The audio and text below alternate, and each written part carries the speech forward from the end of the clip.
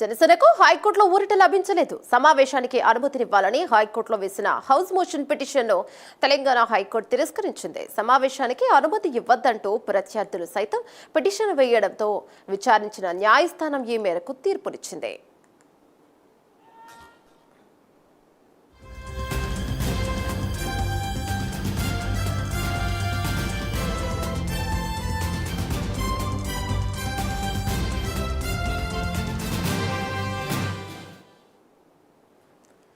దీనిపై మరింత సమాచారం మా కరెస్పాండెంట్ అజీమ్ అందిస్తారు. Right Azeem, house motion petition ను కొట్టివేయడంపై ఇప్పుడు పార్టీ ఎలా స్పందించబోతుంది? కార్యకర్తలు కానీ అభిమానులు కానీ ఏంటి?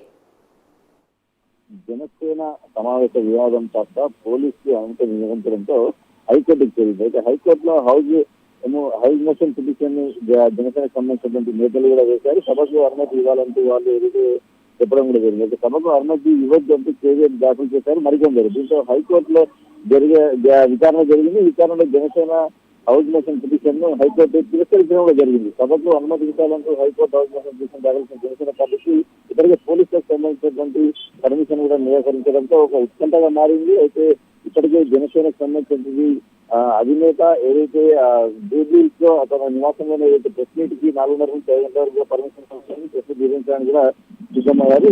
అయితే జనసేనకు సంబంధించినటువంటి కార్యకర్తలు అభిమానులు పవన్ కళ్యాణ్ సంబంధించినటువంటి అభిమానులు మాత్రం తీవ్ర నిరాశలో ఉన్నారు. ఇప్పటికే ఏదైతే కాంగ్రెస్ పార్టీపై కావచ్చు ప్రభుత్వంపై కావచ్చు తీవ్రమైన విమర్శలు చేస్తున్నారు. జనసేన అధ్యక్షుడు అంటే ఎవరు ఏ రాష్ట్రంలోనైనా సభలు పెట్టుకోవచ్చు, ఎవరు ఏ రాష్ట్రంలోనైనా సరే ప్రెస్ మీట్లు పెట్టుకోవచ్చు. కానీ ఈ సభలకు ప్రెస్ మీట్లకు పర్మిషన్ ఇవ్వకపోవడం ఏంటి అని చెప్పి వాళ్ళైతే తీవ్ర ఆగ్రహాన్ని అయితే వ్యక్తం చేస్తున్నటువంటి పరిస్థితి కనిపిస్తుంది. తెలంగాణ జనసేనకు సంబంధించిన నేతలందరూ కూడా ప్రభుత్వంపై అయితే తమదైన శైలిలో ఏదైతే విరుచుకుపడుతున్నటువంటి పరిస్థితి కూడా మనకు కనిపిస్తుంది. ఎందుకంటే కేవలం ఇంటర్నల్ మీటింగ్, ఇది ఒక సభ కూడా కాదు.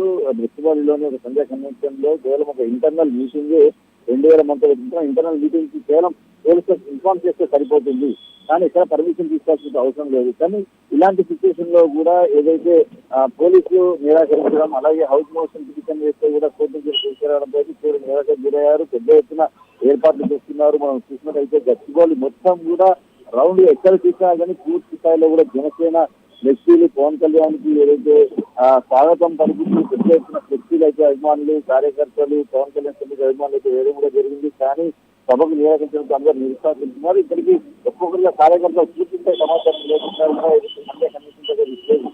కనిపిస్తుంది. అయితే ఇక్కడ లోపలికి వెళ్ళడానికి కూడా అనుమతి ఇవ్వడం లేదు. పార్కింగ్ ప్లేస్ తీవ్రమైనటువంటి ఇబ్బందిని కూడా ఏదైతే జనసేన కార్యకర్తలు అయితే ఎదుర్కొన్న పరిస్థితి మనకు కనిపిస్తుంది. ఓవరాల్ గా సభపై ఏదైతే నవనిర్మాణ సంకల్ప సభ ఏదైతే నిర్మించాలనుకున్నారో ఆ సభకు ఇప్పుడైతే పోలీసులు పర్మిషన్ లేదు, కోర్టులో కూడా అనుమతించని తిరస్కరించారు. దీంతో ఇక్కడ లోపలికి ఎవరిని కూడా పోలీసులు అనుమతించడం లేదు. కార్యకర్తలు అభిమానులు నాయకులు మాత్రం తీవ్ర ఇబ్బందులు పడుతున్నారు, తీవ్ర ఆగ్రహం వ్యక్తం చేస్తున్నారు. తెలంగాణ ప్రభుత్వంపై మాత్రం తీవ్రమైన స్థాయిలో ఒక 5 ఏదైతే వాళ్ళు ఉన్నారు పూర్తి స్థాయిలో విడిచిపడుతున్నారు. సో తెలంగాణ ప్రభుత్వం ముప్పులు జరుగుతున్నారు.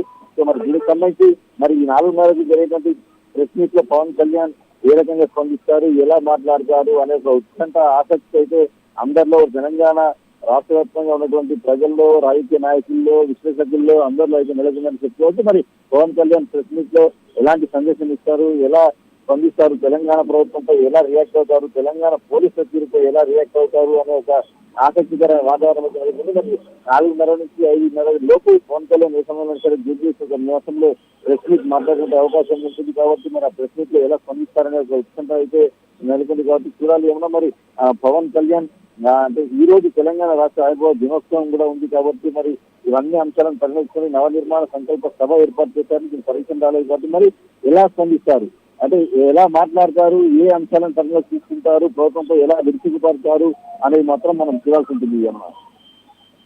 Thank you Ajay.